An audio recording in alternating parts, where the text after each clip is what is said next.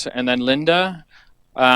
You're free to ask questions in the middle, but we're giving each of them a half an hour. So I think it's sort of 20 minutes plus 10 for questions for each of them, and then we'll have the half-hour discussion for everybody on the bigger topics of downscaling after that. And take it away. Thank you, Chris. Is this working? Yeah? Right. I'm not quite sure how we managed to give ourselves the graveyard shift on a Friday afternoon. But I have not only just finished drinking coffee, but I've also taken my jumper off so I don't fall asleep during my own talk, which would be very embarrassing. I'm starting to feel tired. Right, so what I wanted to tell you, and what me and Linda wanted to tell you about today really is downscaling. And firstly, I thought I'd do a little survey. How many of you have actually used downscaling methods? Yeah, okay. Of the rest of you, how many of you know what a downscaling method is? That's pretty good, actually. Maybe I should just, just go home now, Linda. No. Excellent. So you all know what they are already. That's great. That makes my life a lot easier. Right. What I thought I'd tell you about today really is I've been working in downscaling for a long time now. Tell you a little bit about what downscaling is, what different methods we generally use for downscaling information from climate models, what those have in terms of advantages and disadvantages, what comparisons have been made and whether we should continue to compare downscaling methods into the future, what uncertainties there are in downscaling, a little bit, which I think is really important actually, but it's something that people don't really think about very much, is how not to choose a downscaling method, and some example applications. And then I'm going to tell you a little bit about some new things that are happening in the world of downscaling, a little bit about Rob's new SDSM model, and thinking a little bit about climate services as well, because I think they're something that are happening now, and people are thinking a lot about, and downscaling is something that's used really within generating those climate services that hopefully we'll all be able to use and all be able to contribute to. Oh, where's my first slide? I don't know. Okay, I wasn't expecting that slide. So good. It's a good start. You just kind of stick those in and people's brains rethink my brain. Okay, right. So I showed you this unadjusted diagram. Rob showed you a different diagram this morning, and maybe I should have asked him for his new one. But you can see here that this is the figure that I showed on Monday in my talk, and it really shows the uncertainty cascade or pyramid, and all the different uncertainties that can come from this, what we've been terming a top-down approach. Really, we've heard a lot over the last week about different approaches we can take. We can start with policies or adaptation responses, thinking about system vulnerability, and work back through and think about then, how do we choose our scenarios, etc. But really, what I'm talking about today is one level in this chain here, and it's really talking about how can we take information from climate models at the very large scale here and produce either regional or local scale scenarios that we can use for impact studies. So how do we produce that data at the local scale that we need for our impact studies? And we've heard already that the climate models are obviously run at very coarse resolutions here. You can see here an example of a climate model run and grid cells over Europe. And I suspect that these grid cells are around 300 by 300 kilometers. Now, climate models nowadays are probably, global climate models that is, are probably something like 100 kilometer squares. So they're a little bit higher resolution than this. But still, obviously 100 kilometers, there's a lot of averaging going on there. And if we're interested in particularly the weather, say, or the changes in climate over Boulder, we're not going to be interested in 100 kilometer squares. It's going to give us very average statistics. So there's basically this gap between what climate models can provide to us and what we actually need as users of climate model information and decision makers, etc. And this is what downscaling tries to do, really. It basically tries to give us tries to take information from climate models and somehow massage that information into basically information that's useful at the local scale. The other thing that downscaling tries to do as well is to think more about how we can represent local scale processes, really. So I think there's two things, really. There's this gap. All downscaling tries to basically address this gap between the very coarse scale and the local scale. But actually, when we're thinking about local scale processes, really we're talking about regional climate models. So I don't think statistical downscaling does this very well, but if we want to explore processes that we can't represent at these very coarse scales, at 100-kilometer scales, for example, in mountainous regions, we can't reproduce those processes very well because obviously 100-kilometer squares or even 50-kilometer squares would be too coarse. We're averaging out those mountains. Or indeed, for something like convective rainfall, which happens on very small scales of, say, 1 kilometer or less, we're not going to be able to reproduce those in coarse scale resolution models. So downscaling can also tell us about processes that happen on much smaller scales as well. And I think Linda's going to tell you something about that later, really, when she starts talking about regional climate models, or what we term dynamical downscaling. So this just shows you the idea. This is an image from Andy Wood. And you can see the idea here that basically we're taking information from this global model at the coarse scale, where we want to know something about the regional scale, or indeed the local scale here. And we might be interested in learning something about changes in perhaps temperature and precipitation, the means or even the variability or the changes in the seasonal distribution variables in, for example, Seattle. And how do we take information from climate models at these very coarse resolutions and try to get useful information at the local scale? There's two main types of downscaling that we use in the community.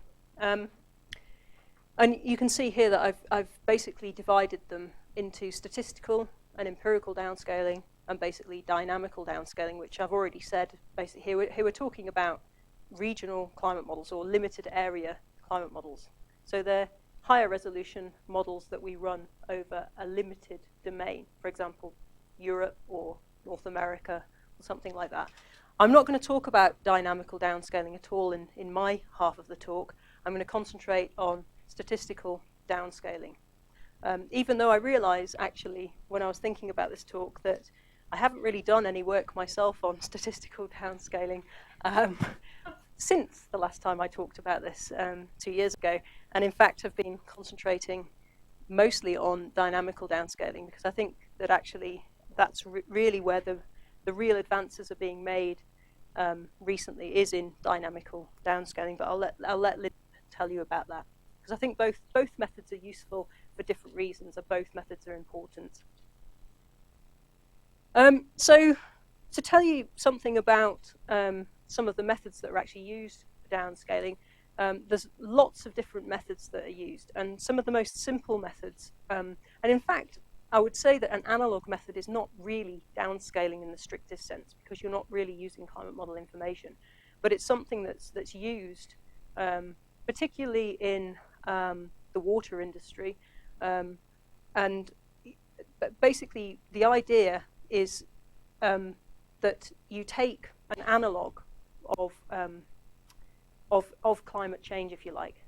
So you think about what your climate might be in the future, and you might get that information from a climate model, for example, and then you find a spatial analog to that. So say for the UK, it might be that the mean temperature might increase by 2 degrees at some time in the future, and we might look for a spatial analog for that change. So that might be, for example, somewhere in Northern Europe, like the Netherlands or something like that. So we might be looking at, say, using somewhere in the Netherlands as a spatial analog for potential climate change in the UK. The problem with this, of course, is that you're never going to come up with an exact match for like the future climate that's projected.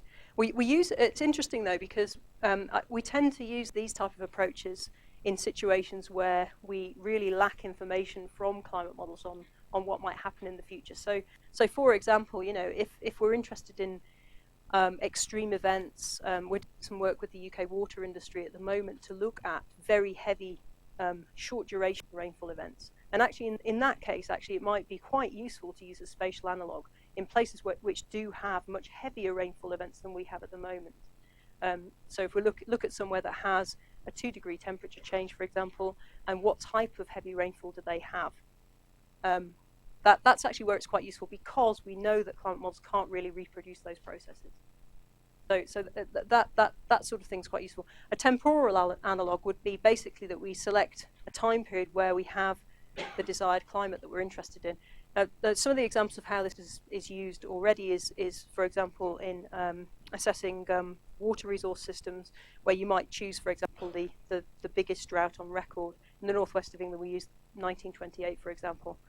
So that's a kind of analog method. You're choosing, you're basically selecting observations from either another time period or another location to actually reflect climate changes that you might see in your location. Another simple method, and one that's very, very widely used, is the delta change method. And it's very, very simple, but that doesn't mean that you shouldn't use it, I guess. Although Rob was saying earlier that maybe the stuff that Clara has just been showing on variability, basically initial condition variability, means that actually we shouldn't be using this type of method. It was the most commonly used method in the UK water industry up to 2009. And what you do with this method is you simply take the change between the control run and the future run for a particular month and a particular statistic, and that you then apply that directly to your observations. So you might find that in January you have a 2 degrees centigrade change between the control and the future, and you would simply add that to all your days in January, basically in your observations. And similarly for rainfall, you would multiply by a multiplicative factor between the two control and future runs. And you can also use them in more sophisticated ways, such as with weather generators, which I'll talk a little bit about later. Another simple downscaling method that's been used quite a bit is what's called, well, it's a type of bias correction called local scaling. Basically, this is subtly different to the delta change method, in that actually you correct the climate model outputs rather than the observed time series. So what you do with a bias correction or local scaling approach is that you can see here this shows rainfall on the y-axis, and the x-axis just shows the months. So for each month, for example, you would look at the differences between the observed station data, which is in blue here, and the model output in red, and you would take that difference basically, and then you would apply a correction to the raw model output to basically get it to match the observed station data. And if we just change the means, that's generally called local scaling. And you can see that the interesting thing about this is that you could take lots of different points within an individual grid box, and you can use the same time series effectively, but you look at the difference between the local observations and the regional or global model time series, and then simply scale that time series from the climate model back to observations. And you can also do this in more sophisticated ways as well, where you might include, for example, corrections of variability as well. Another method that's been used more and more commonly in the last, 5 years or so really, is another bias correction method, And it works in the same way as the previous method, really, but it's called quantile-quantile correction. So what you're doing is, rather than just correcting on the mean, you're actually correcting across the whole of the distribution. So, for example, you might have a look at the difference between observed precipitation on the x-axis here and simulated precipitation on the y-axis, and you can see that basically this grey, if they're the same, you'd expect them to lie on this, obviously this line here. The model data is this grey line here, the uncorrected model data, and what you're doing is you're correcting at every quantile of this distribution such that the model data then lies along the same distribution or matches the observed precipitation distribution. And again, this would be for just 1 month or something like that. You would do this on a monthly or moving window type approach. And again, you do this separately for temperature and precipitation. And you can see this is a paper by Doug Moran from 2013 in the Journal of Climate, using some data from some mountains in Germany, where he's basically used this approach to produce information. In this case, it's from a regional climate model. And that's something else to say, that talking about statistical downscaling here, and Linda's going to talk about dynamical downscaling from regional climate models. But it's mostly the case, really, that regional climate model resolutions aren't good enough to actually use directly. And also, they often have biases in them anyway. So actually, we probably still need, in most cases, a statistical downscaling step, even when you have produced regional climate model data. So here we're using this regional climate model data, but we still need this statistical downscaling step.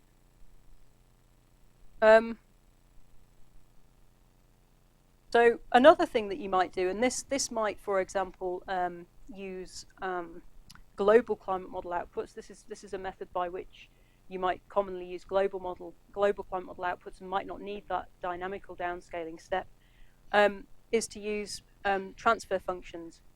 And by this, I'm basically talking about you take some what we call predictor variables from your global climate model. So something that you think is going to be well represented by the model in comparison to observations.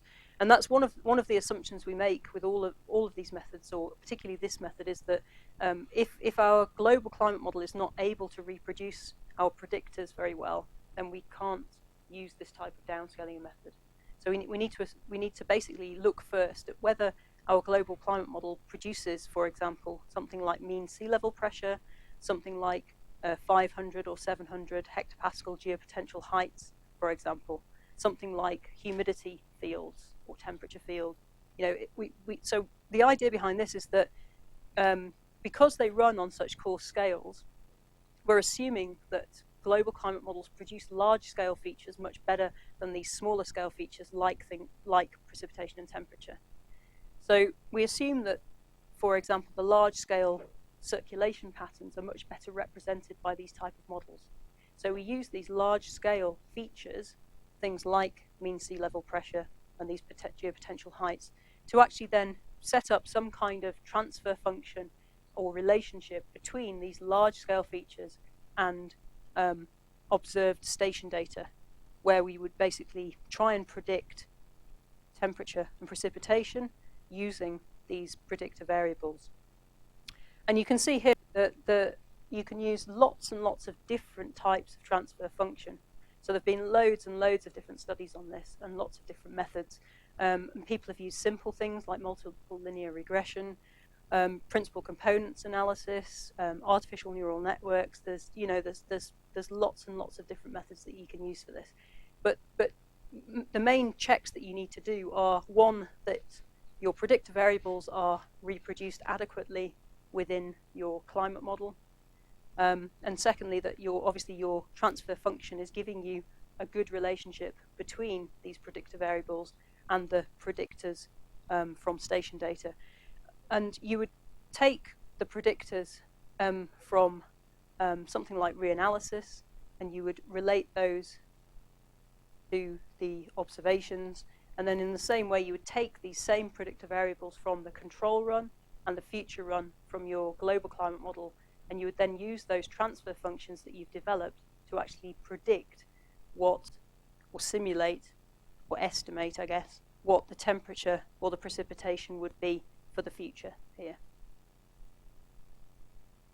10 minutes left. Right, no questions yet. Good. Whether they're all asleep or not. Right, so one of the most sophisticated methods you can use, however, is a weather generator. So this is well, a sophisticated statistical method, I guess. So the UKCP 09, UK Climate Projections 09 weather generator was developed as part of the UK CIP 09 climate scenarios to allow basically users to produce time series of weather data from the huge probability distributions that were produced by UK CP09, and to allow people really to be able to make some sense of the climate scenarios and be able to use them in practice. The idea behind a weather generator really is that you would you have a weather generator and you would calibrate this on observations. And the UK CP09 weather generator contains what's called a Neyman-Scott rectangular pulses rainfall model, which I'm not going to go into in detail at all here. If you're interested, read the papers. Well, it's just too complicated to explain in 10 minutes.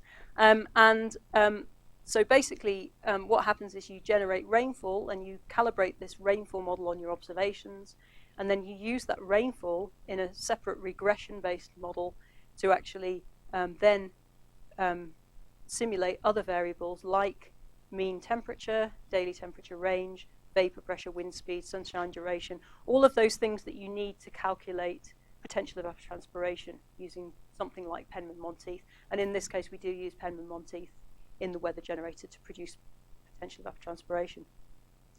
The idea behind the model then is that you basically use this model and it's stochastic, so you can run it multiple times to produce different time series which will have the same average statistics as the original observed data set.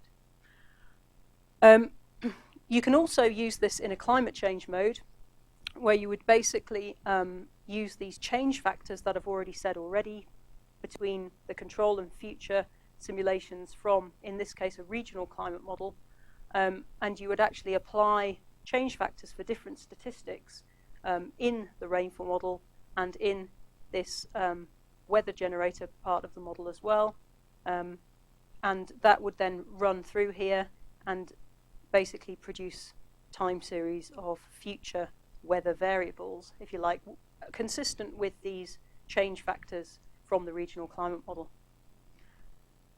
And the way that works is that you basically, we change five statistics of rainfall: the mean, the proportion dry days, the variance, the skewness, and the autocorrelation, and we change two temperature statistics, the mean and the standard deviation.